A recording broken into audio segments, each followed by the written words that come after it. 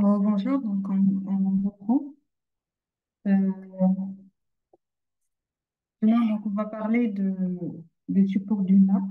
Dans le cours, on a parlé du support du support d'une cour.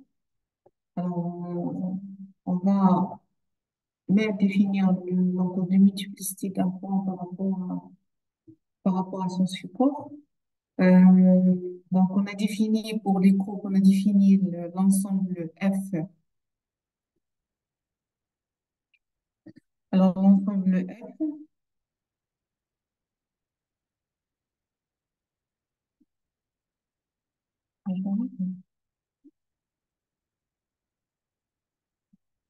On a parlé de f moins 1 de m qui est égal à l'ensemble des points m tel que n c'est égal à f de t.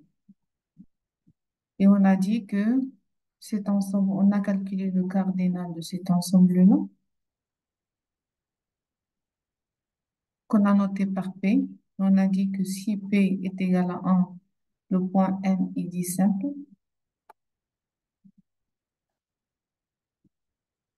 Si p égale à supérieur ou égal à 2, alors m est dit un point d'ordre de multiplicité, un point d'ordre de multiplicité M.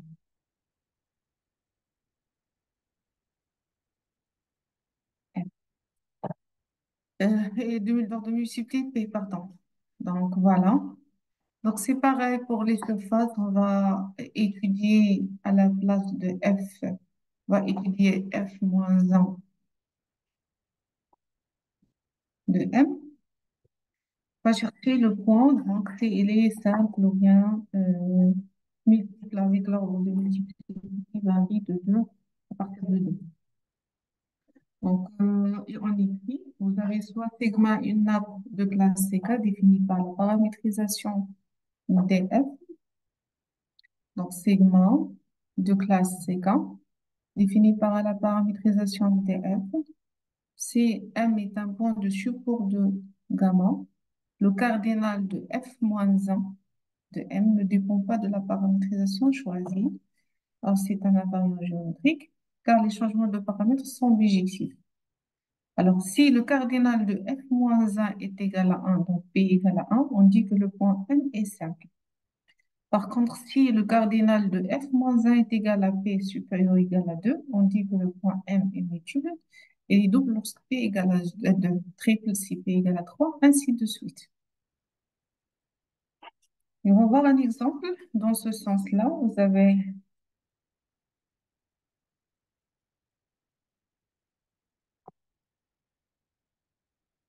soit F, donc défini de R2 à valeur dans R3, qui à chaque UV, on fait associer X, Y, Z défini comme suit. Donc, X est égal à 1 moins U carré sur 1 plus U carré, Y à U, 1 moins U carré sur 1 plus U carré, et Z coïncide avec le V. Là, on va essayer de faire quoi? C'est d'abord de calculer, de chercher, euh, euh, en fait les points qui sont simples et les points qui sont multiples de cette surface. Alors, dans ce cas-là, le sigma, si vous faites un petit calcul, euh, vous allez remarquer que sigma, menu de R2, donc le D c'est R2 de Conti, F est, est un cylindre. La surface, elle est cylindrique. Alors, l'équation de la surface dans ce cas-là, elle est donnée comme suit. Donc, la nappe sigma est cylindrique. Son support est la surface cylindrique d'équation x, x carré plus x carré. Voilà, donc c'est x carré plus y carré moins a, x carré moins y carré est égal à 2. Alors, on va remarquer que tous les points de la droite au Z sont des points qui sont doubles. Oui, ça veut dire qu'il a admis au moins, ça veut dire pour chaque D, nous avons deux points au moins c'est pas au moins, mais exactement, ce sont deux points qui coïncident avec la même valeur. Donc, c'est pour, par exemple, quand on prend I égale à, je dirais n'importe quoi, c'est pour le point 1, c'est pour I égale à 1. Vous prenez égal à 1 ici, vous savez trouver que pour I est égal à 1, nous avons F1V qui est égal à 0 et 0, 0, V. Et normalement, pour U égale aussi à moins 1, nous avons la même chose, c'est F moins 1V qui est égal à 0, 0, V. Donc, il s'est avéré que vous avez deux points ici qui répondent à la même, qui satisfait c'est pas deux points, mais deux valeurs de U qui donnent la même chose. Donc, sur euh,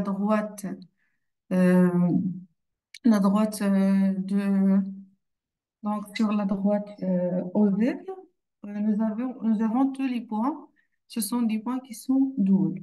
Donc, soit ils ont une valeur avec U égale à 1, ou bien une valeur avec une coordonnée avec un abscisse avec la valeur de U égale à 1 et un abscisse avec la valeur de U égale à moins 1. Donc, voilà. Les autres points sont simples. Donc, voilà. Donc, ça veut dire que le pi, donc il y a les autres points sont simples. Ça veut dire que pour chaque point, on fait associer un seul paramètre.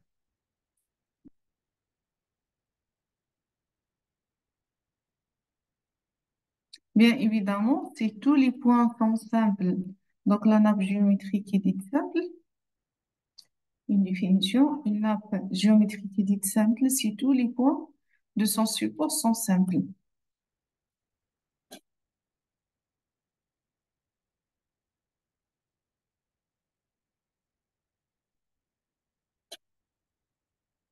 Bien sûr, comme dans les cours, toute nappe simple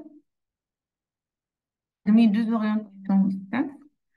Et aussi, on a parlé de ça pour les courbes. Pour les courbes, on a dit que toute courbe simple admet deux orientations distinctes et on a démontré cette proposition. Alors aussi, on va faire une petite démonstration par rapport à la proposition pour les surfaces. Donc, nous avons nous avons sigma, une nappe. Alors ici, vous avez sigma, une nappe simple définie par FD, c'est-à-dire F injectif. Supposons F injectif, ça veut dire F, il répond à la condition de la simplicité de la nappe. Supposons que sigma ne possède qu'une seule orientation.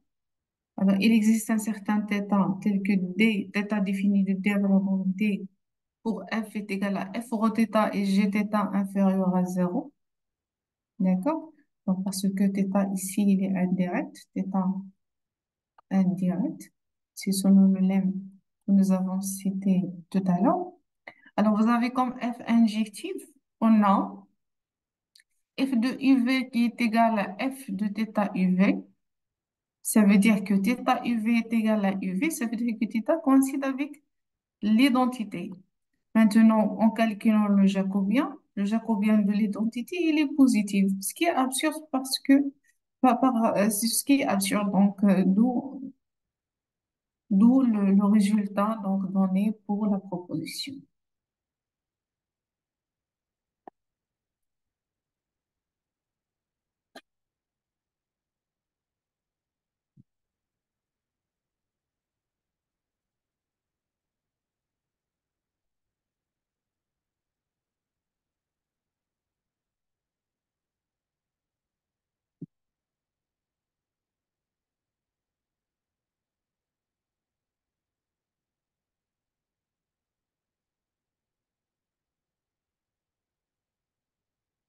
Maintenant, on va parler de la régularité des nappes. Regardez. Alors, une nappe régulière, elle est définie, avant de parler de la régularité, on va faire une petite introduction par rapport à des éléments dont on aura besoin.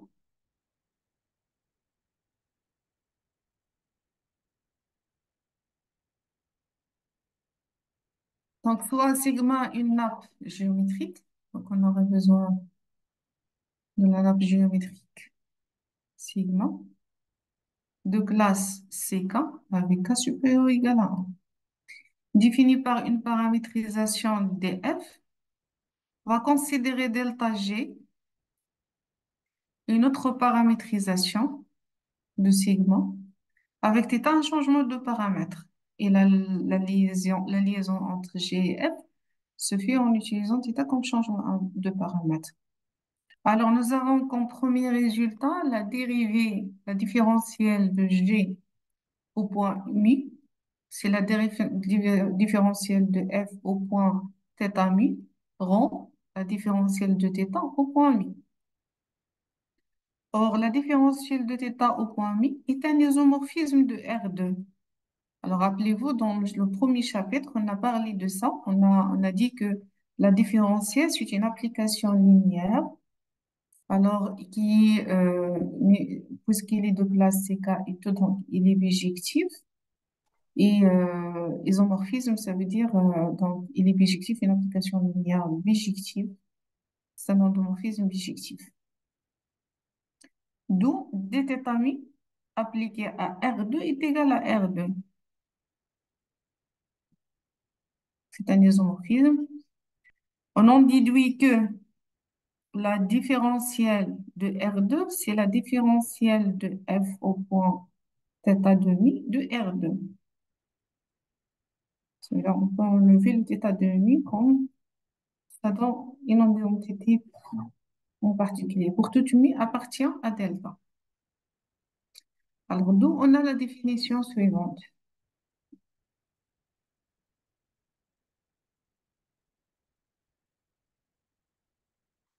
Une définition géométrique, une nappe géométrique sigma, définie par une paramétrisation,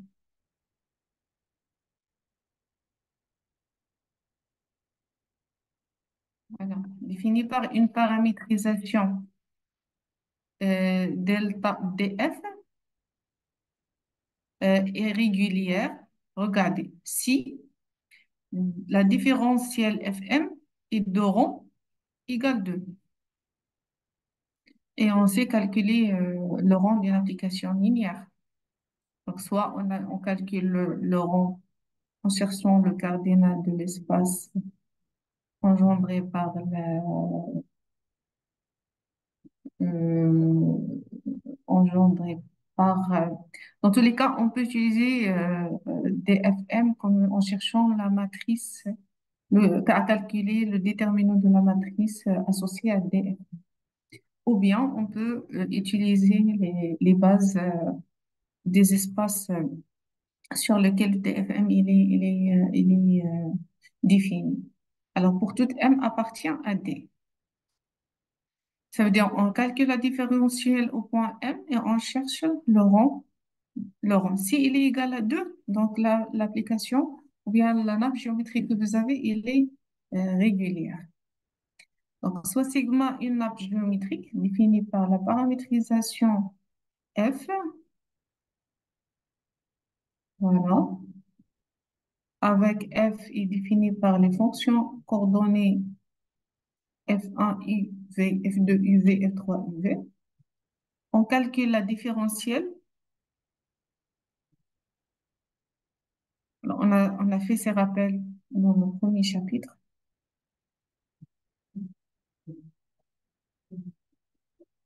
Donc, la dérivée de f par rapport à uv s'écrit dérivée de f1 par rapport à dérivée u, dérivée de f2 par rapport à u, dérivée de f3 par rapport à u. Alors, de la même façon, donc on calcule la dérivée de f par rapport à v. Donc, en utilisant ces notations, alors rappelez-vous que nous avons dit que Alors, une nappe géométrique sigma définie par une paramétrisation est dite régulière si la dérivée ou la différentielle au point M est grande. Donc, une autre définition en utilisant ces, ces notations.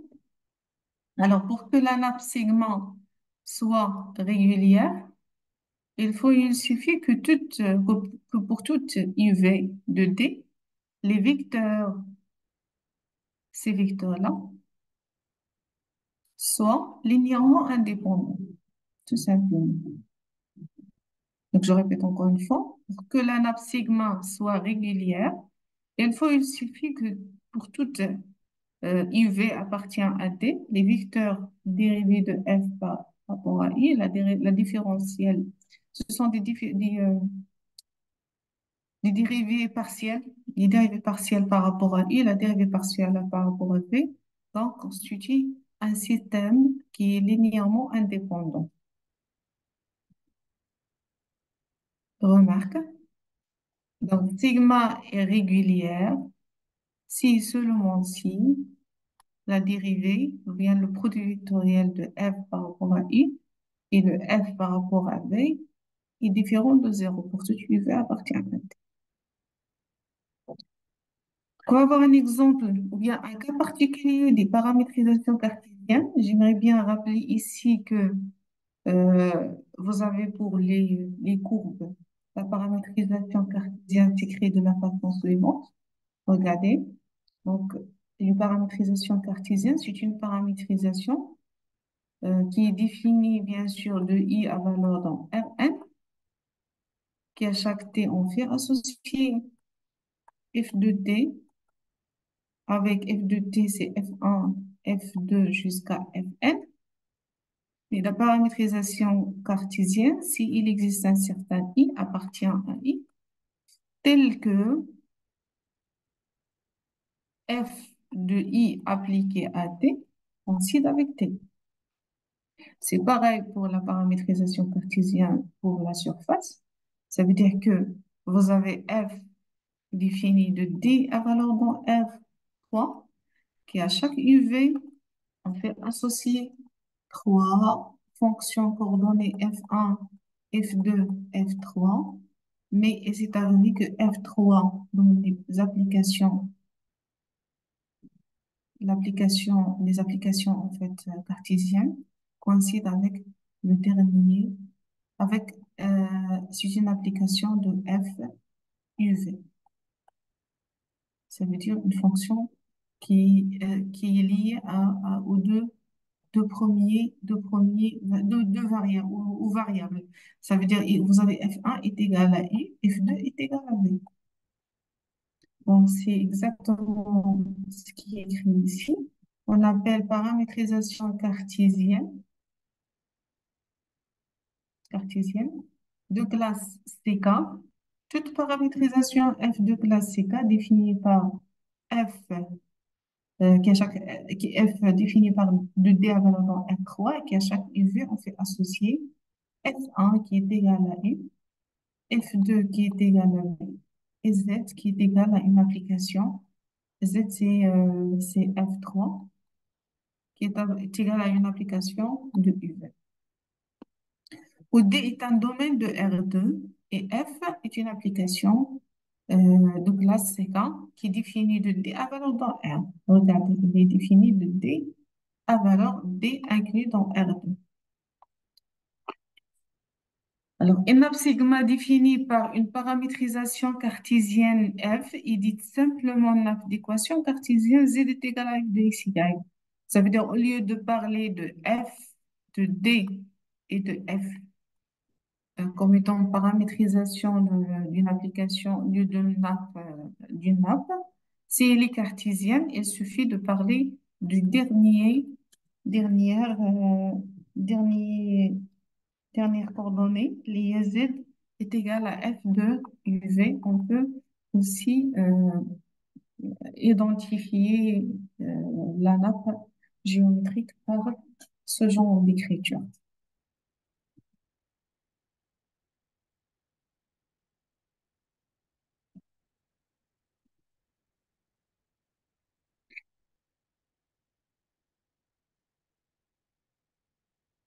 Alors, comme dans les courbes, les nappes cartésiennes, bien, les paramétrisations cartésiennes d'une nappe permet de mieux caractériser les surfaces. Alors, parmi les caractérisations les plus importantes que nous avons vues pour les courbes aussi, comme étant paramétrisation cartésienne, alors, si une nappe géométrique de classe CK admet la paramétrisation cartésienne, ça veut dire que cette nappe, elle est simple et régulière. Alors, on a une démonstration.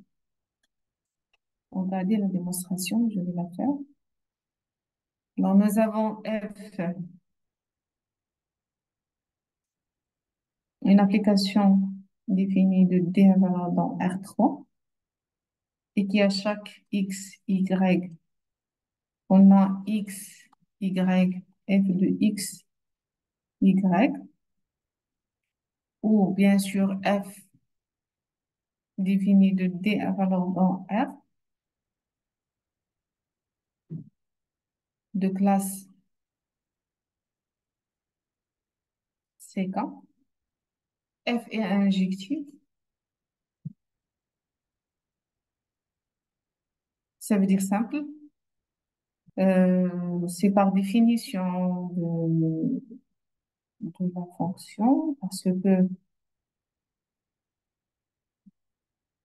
que tout simplement, on peut parler de... Alors, prenez deux éléments x1, y1 et calculer. Donc, nous avons f de x1, y1 est égal à f de x2, y2. Ça veut dire égal 2. Ça veut dire quoi? Ça veut dire que x1, y1, f de x1, y1 est égal à x2, y2, f de x2, y2. Ceci équivalent à dire que x1 est égal à y1, x2 égal à y2. Par conséquent, donc f de x1, y1 est égal à f de x2, y2. Voilà, donc c'est ce qui nous intéresse. Donc, il est intuitif. Alors maintenant, pourquoi elle est régulière? Donc, il est simple. Maintenant, pourquoi elle est régulière? Je dois calculer la dérivée de f par rapport à x. Ça donne quoi? Donc, c'est, si je reviens à la paramétrisation, vous avez x, y, de x, y. Donc, je calcule des rangs de x par rapport à x, donc ça fait 1. Par rapport à y par rapport à x, ça fait 0. Et je garde des rangs de f par rapport à x ici. Pour la deuxième, des rangs de f par rapport à y. Alors, c'est 0, 1, des rangs de f par rapport à y.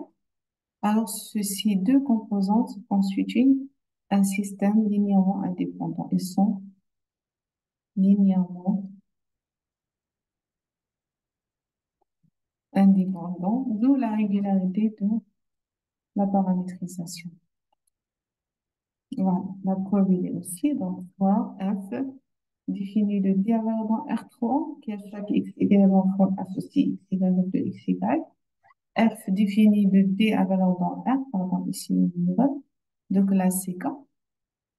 On a F injectif avec, ça veut dire que sigma il est simple, et on a démontré ça tout à l'heure. Et les vecteurs des rangs de F par rapport à X, des rangs de F par rapport à Y sont linéairement indépendants. Ça veut dire la surface, elle est régulière. Donc, théorème.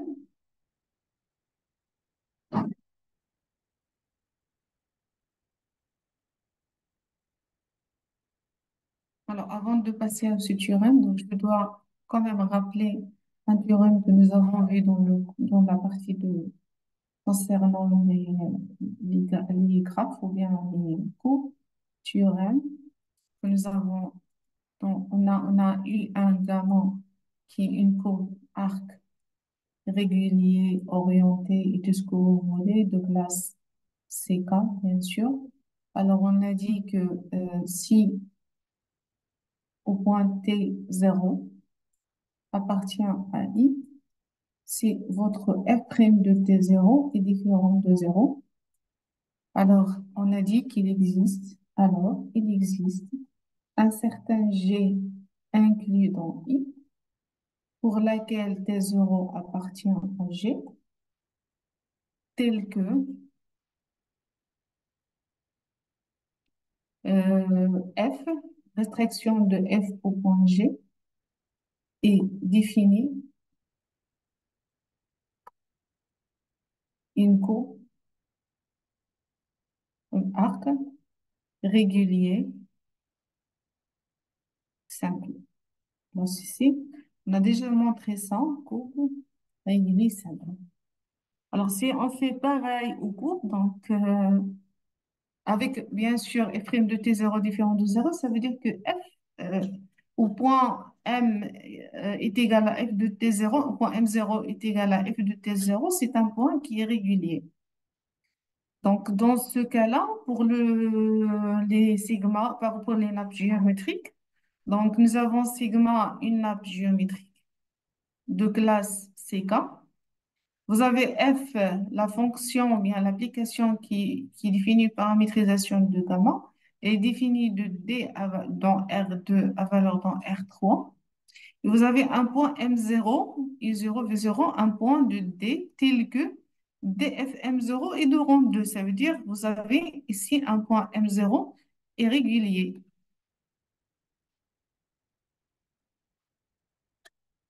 Alors, c'est quoi? Donc, qu'est-ce qu'on peut constater? Alors, le résultat, il existe un domaine T0 inclus dans T et un point M0 appartient à T0 tel que la SUNAP, ici le sous-arc, la SUNAP sigma 0 définie par la restriction de F à D0 admet une paramétrisation cartésienne. Et dans les courbes, on a dit on n'a pas admis une paramétrisation cartésienne, ça veut dire on a dit, pour les courbes, on a dit que gamma, la restriction, le sous-arc gamma à G, qui est défini par la restriction de F à G, est une courbe qui est régulière et simple. Alors ici, on dit, il résulte que sigma 0 est simple et régulière. Sigma 0, ça veut dire la restriction de sigma au nouveau intervalle des zéros, au nouveau domaine des zéros. Voilà, donc on va démontrer ça.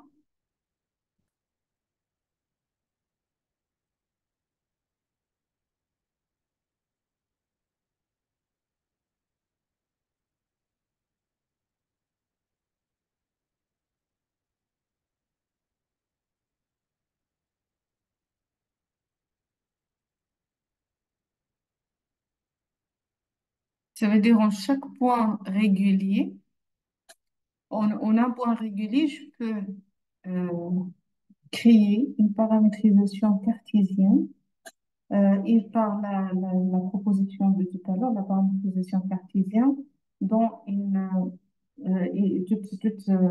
en fait, une courbe nappe qui admet une paramétrisation cartésienne, il est simple et régulière. Donc, par conséquent, j'ai défini, donc, le résultat, c'est que j'ai défini une nouvelle, une sous-paramétrie, sous-nappe, alors qui est régulière et simple. Depuis un point qui est régulier. Donc, si je dispose d'un point régulier, je peux définir une paramétrisation via un axe, un sous-arc qui est simple et régulière en ce point régulier. Alors, pour la démonstration, j'aurai besoin de F delta défini de delta valeur dans R3. UV, qui à chaque UV, on fait associer F1 UV, F2 UV, F3 UV. Alors, on a D de F0, V0 et de rang 2, ça veut dire parce que F, le point M0 est un point régulier. Donc, la matrice associée à cette application linéaire est de rang 2. La matrice, c'est la matrice suivante. Des rangs de F1, des rangs de I, ainsi de suite. On suppose que Donc, on suppose la matrice de rang 2, ça veut dire on peut extraire une matrice d'ordre 2 qui est différente de zéro. C'est la première ou bien la plus grande matrice avec son déterminant différent de zéro qui est constitué par ce système-là. Alors, soit disons que on suppose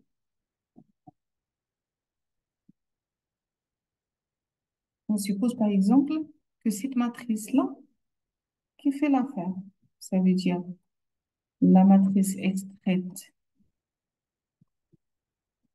des rangs de I, des rangs de F1, 2 pardon, sur des rangs de I, ici des rangs de F1 par rapport à V, des rangs de F2 par rapport à V. Alors, c'est la plus grande matrice différente de zéro, d'ordre 2 qui est différent de zéro. Donc, on va considérer, donc, considérons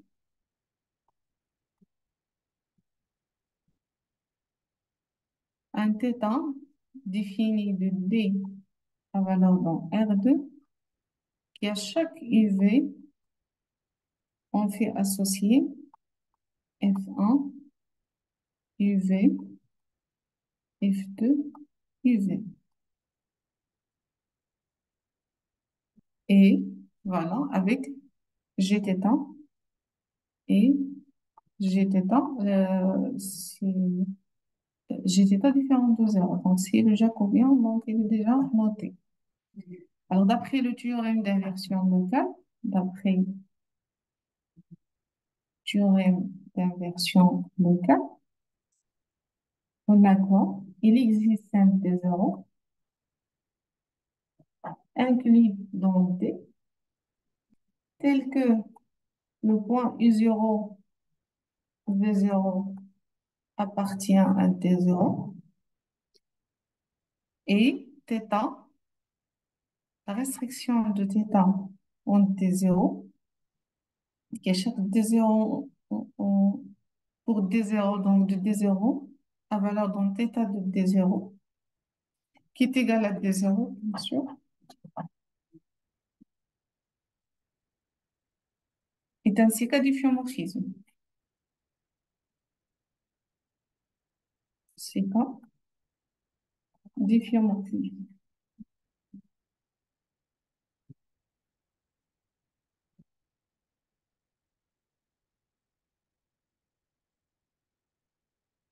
Alors, on a dit que tout domaine de R2, il est convexe et ouverte, donc on n'a pas de problème.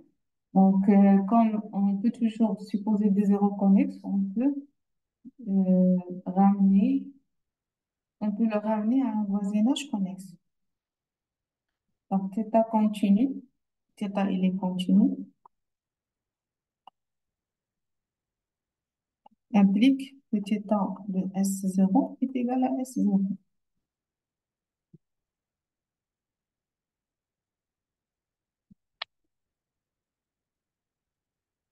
Et on définit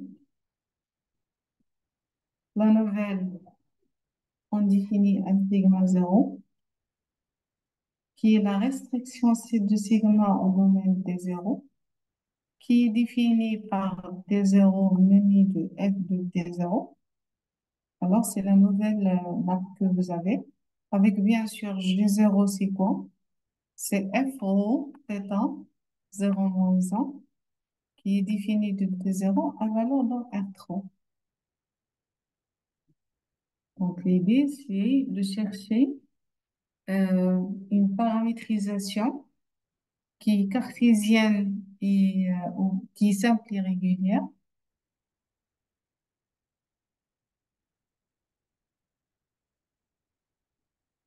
en ce point-là.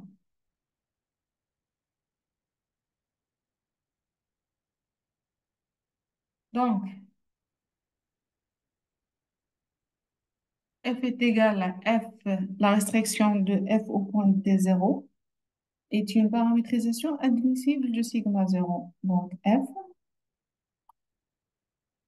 qui est égal à la restriction de f au point D0 est une paramétrisation admissible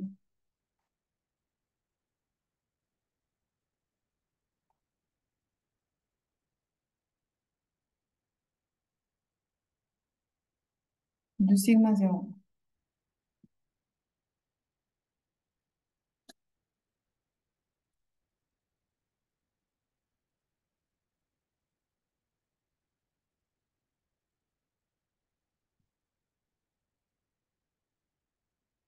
Alors, en notant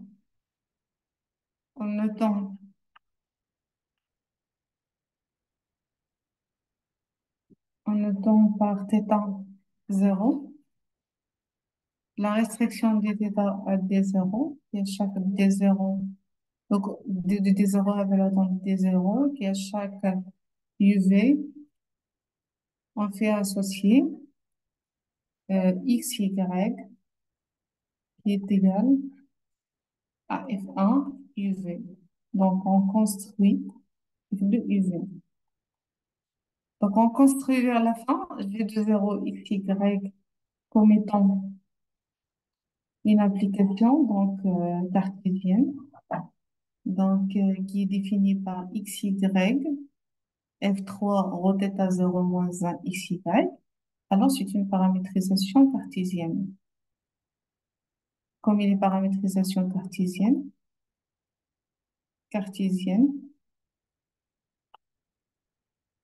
donc simple et régulière. Ça veut dire en chaque point, je peux définir une paramétrisation cartésienne qui sera l'objet en fait, qui est simple, et puisque la paramétrisation, ou bien la nappe, toute nappe admise par une méthodologie cartésienne est simple et régulier, donc le résultat est obtenu. Alors, donc par la même occasion, si vous remarquez que en chaque point régulier, je peux définir cette paramétrisation.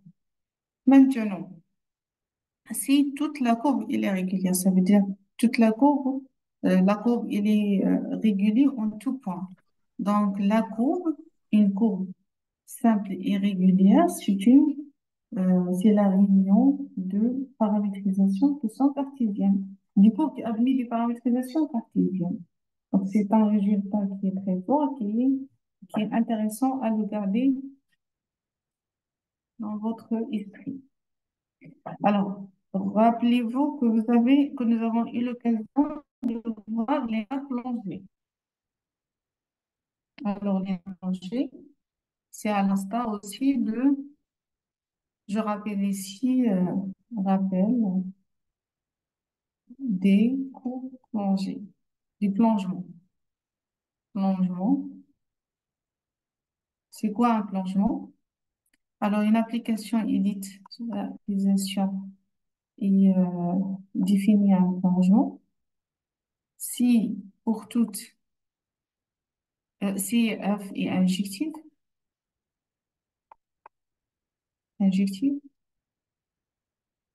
et si pour toute T appartient à I, nous avons F' de T qui est différent de 0. Ça veut dire la courbe il est régulière en deux points. La troisième condition, si T, vous avez F et F bar qui est défini de I à valeur dans F de I est un difféomorphisme. Est un, est un homéomorphisme. Homéomorphisme. Ça veut dire homéomorphisme. Ça veut dire que l'application, elle est continue et sa réciproque aussi, elle est continue. Voilà, donc c'est l'objet de la paragraphe suivante.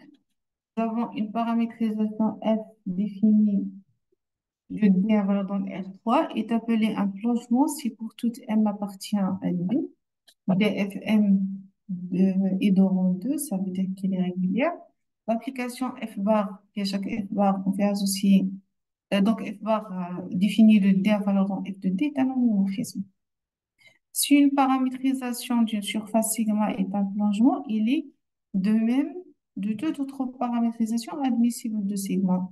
Une telle surface est dite plongée dans R3. Elle est évidemment simple et irrégulière. Alors, c'est aussi un résultat que nous avons vu pour l'ICO.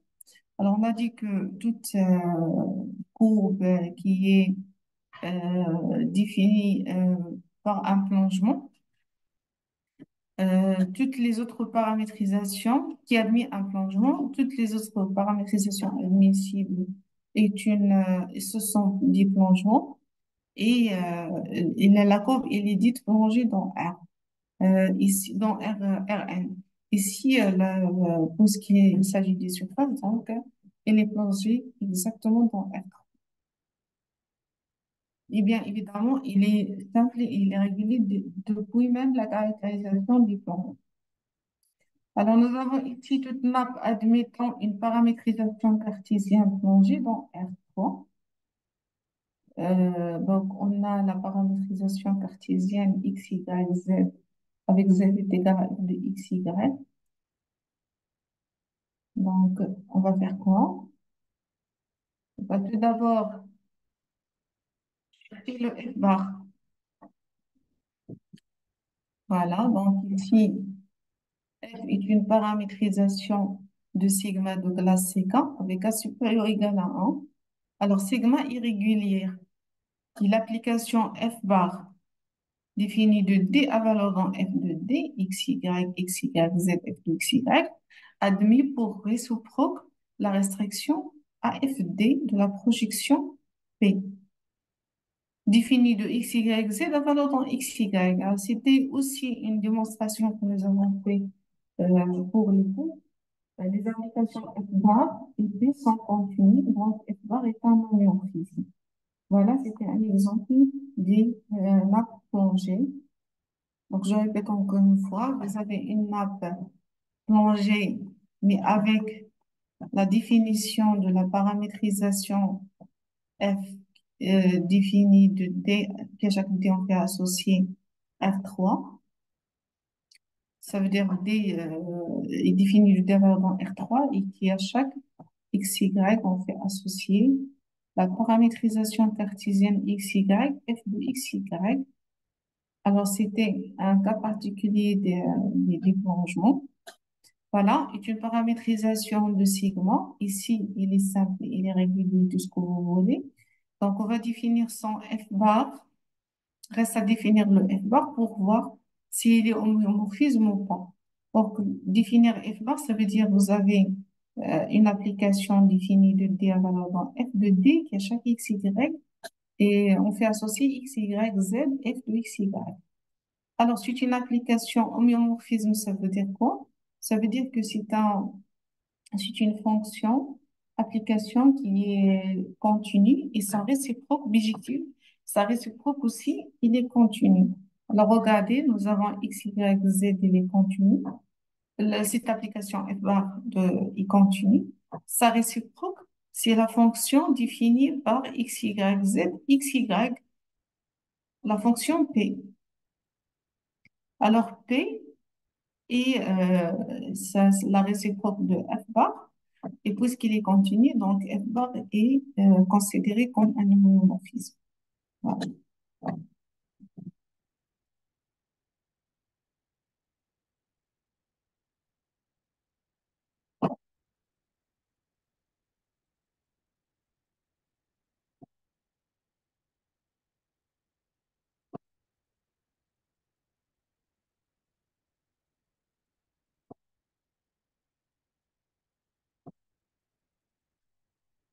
Un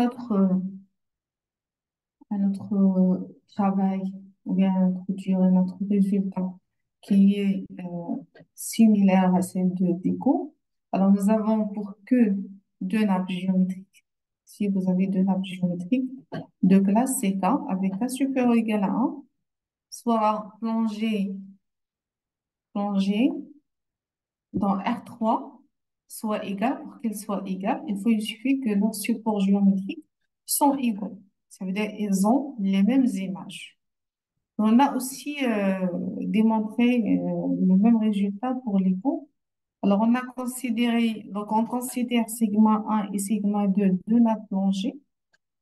prolongé, ça veut dire les DFM pour le sigma 1 et le sigma 2 sont de rang 2 et le F bar qui définit l'application de tout à l'heure, F bar défini de D à valeur dans F de D est un homomorphisme. Alors, nous avons sigma 1 et sigma 2 satisfait les deux conditions que j'ai citées. Ce sont deux Lagrange, et soit df et delta g, des représentations paramétriques de sigma 1 et sigma 2. Alors, on va passer d'un sens à l'autre. Ce premier sens, il est évident parce que c'est tout à fait évident d'avoir, puisque les deux paramétrisations des deux accents, les deux nappes sont plongées, ça veut dire les paramétrisations qui lui définit, ce sont des plongements. Ça veut dire que des plongements, ça veut dire que f de D doit être considéré comme étant coïncidé avec FG delta. Donc, c'est évident d'avoir cette... donc, il faut montrer l'équivalence ici. Donc, sigma 1 est égal à sigma 2. Il est tout à fait normal d'avoir delta. F de D est égal à G de delta. Et maintenant, dans le sens contraire. Est-ce qu'on a le sens contraire? Alors, on va considérer le schéma suivant. Donc, vous avez D, la fonction f, définie de D à valeur dans f de D, qui est égale à G de delta. G de delta, donc en appliquant la fonction réciproque, donc on trouve delta. Donc, on prend un point M de domaine D, f de M est égal à G de mu.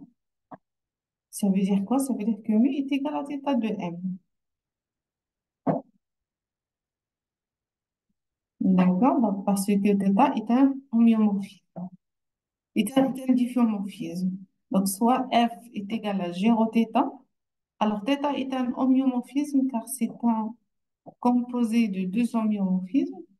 Reste à montrer que θ de classe c'est K. Même démonstration pour θ-1 de classe c'est K. Et pour cela, on montre que θ est de classe C1.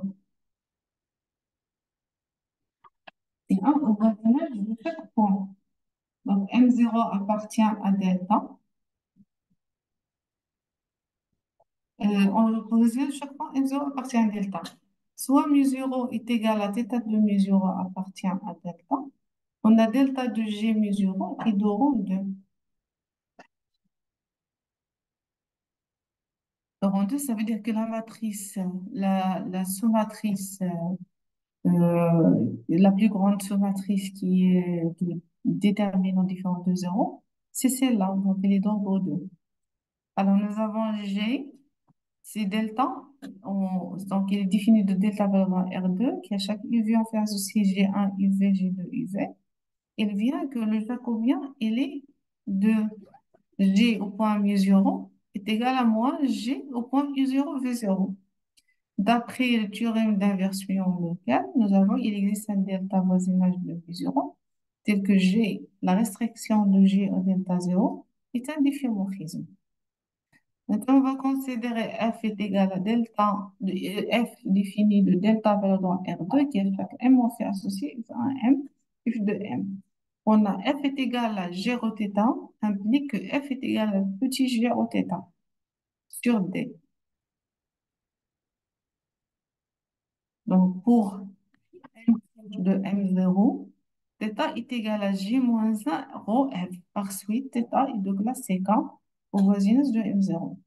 On va utiliser la continuité de θ qui est définie de delta valeur dans delta, qui à chaque M0 on fait associer θ de M0, qui est égal à mu0, où delta 0 est un voisinage de mu.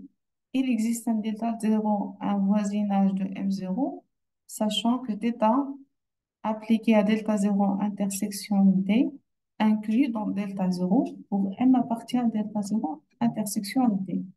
θ de M0 appartient à delta 0. Donc, donc on a commencé de delta M0 qui appartient au support euh, on a commencé de Z1 pardon, de f de d est égal à g delta. Donc, on a pris un point qui est M0, qui appartient au support de, dit 2 sigma. Et on a montré l'existence d'un arc régulier et simple et un arc ici θ aussi on a défini une application qui est l'objet d'un homéomorphisme qui permet de vérifier le fait que sigma 1 et sigma 2 sont égaux. Et comme si ce sont les deux, ce sont des nappes géométriques, donc plusieurs caractérisations sont données pour pouvoir y arriver.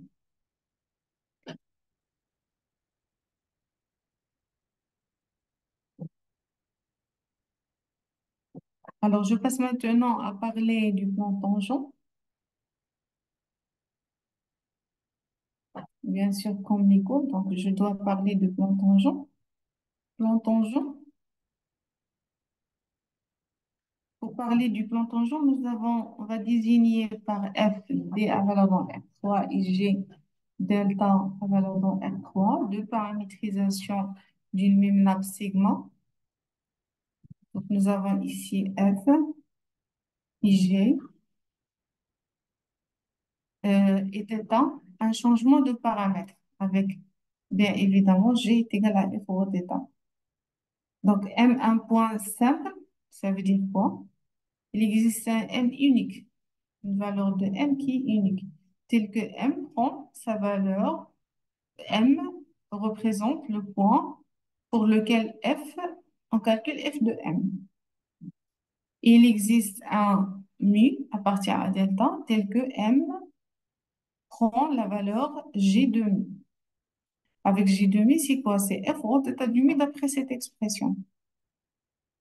Alors, d'où θ de mi est égal à m, et en appliquant la différentielle, on obtient l'écriture suivante.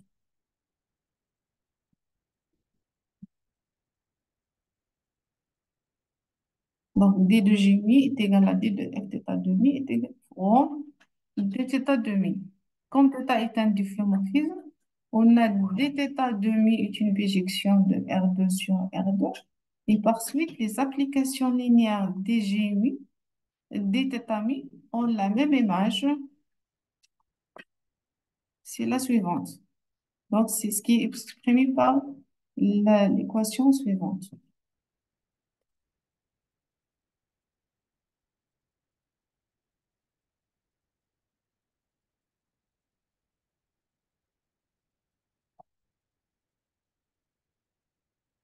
Donc, on peut poser la définition suivante. On va parler du point stationnaire et du point régulier tout d'abord pour pouvoir définir le plan tangent vectoriel. Voilà. Donc, définition, soit sigma, une marge géométrique définie par une paramétrisation de f et m est égal à f de m, un point simple de sigma. Alors, on dit que M est stationnaire si la dérivée, la différentielle au point M est de rang inférieur à 1, inférieur ou égal à 1. On dit que M est régulier, un point régulier, si le rang, en définition, on parle de la définition, si le rang de 2, si la différentielle Fm est de rang 2. Et dans ce cas, l'application, bien l'espace vectoriel Tm qui est égal à l'image, la différentielle de l'application linéaire DFM et le plan vectoriel tangent. Donc, on appelle ça un plan vectoriel tangent. On a un point M est égal à F de M.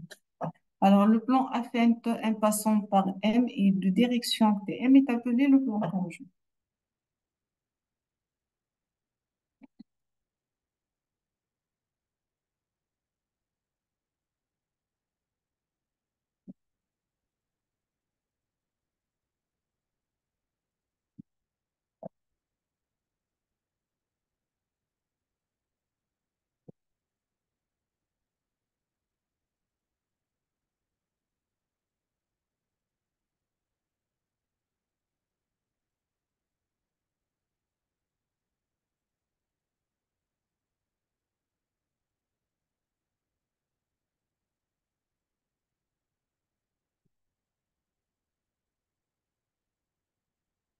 Alors maintenant, on va chercher l'équation du plan tangent.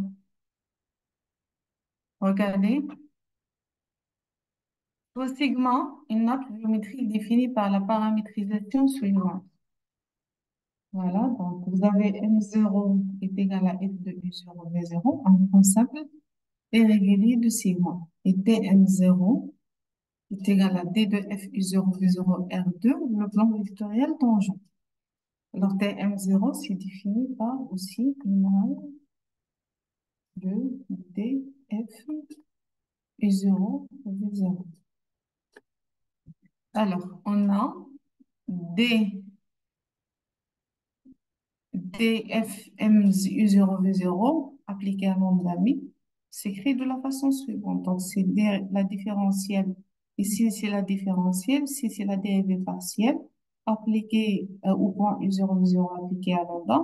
La différentielle de f au point par rapport à v au point u0 v0 appliqué à mi. Alors, le point M0 étant régulier, donc, la dimension de l'espace, le plan vectoriel tangent, est égale à 2. Et par suite, les deux vecteurs différentiels de F par rapport à I, le différentiel de F par rapport à V sont linéairement indépendants. Donc, il est régulier, donc c'est tout à fait normal. Maintenant, le plan tangent,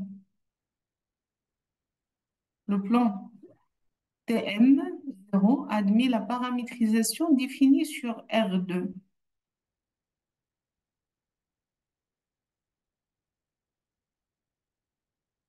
Donc, le plan tangent, on a dit si le plan passant par le vecteur tangent, Tm0, donc,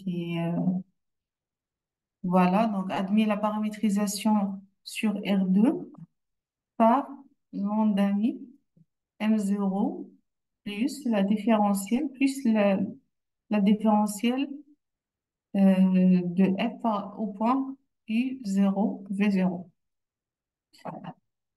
Alors, faisons que f de UV, c'est égal à f de UV, GUV, H de UV. Le plan tangent admet l'équation suivante. Donc, c'est l'équation du plan tangent. Voilà, dans ce cas-là, vous avez cette équation. Alors, regardez, dans le cas où vous avez une paramétrisation cartésienne, ça veut dire quoi une paramétrisation cartésienne? Ça veut dire que f de x, y, c'est exactement x, y, f de x, y. Je dois remplacer dans cette expression. On aura la dérivée de f, donc c'est x moins f de u0 v0 qui est égal à x moins x, ça fait 0, y moins y, ça fait 0, z moins z, ça fait 0. Ici, vous aurez dérivée de f de x par rapport à x par rapport à x, par rapport à y,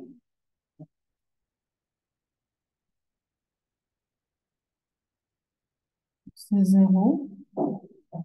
Alors, non, je garde z moins h de u0 v0, c'est z moins f de x, y. Alors ici, la dérivée de f par rapport à x, c'est 1. La dérivée de f par rapport à y sera 0. Ici, la dérivée de g par rapport à y, à x, c'est 0. La dérivée de y par rapport à y, c'est 1. Ici, la dérivée de f par rapport à x, la dérivée de f par rapport à y. Donc, en faisant les calculs nécessaires, on trouve les fonctions suivantes. Alors, on aura z moins f de x0 égale 0 est égal à x moins x0, dérivée de f par rapport à x, fois x0 égale 0, plus y moins x0, dérivée de f par rapport à y. Voilà, donc, je m'arrête dans cette partie pour cette séance. Donc, on se retrouve la séance prochaine, et avant, je vais prendre quelques questions si vous en avez.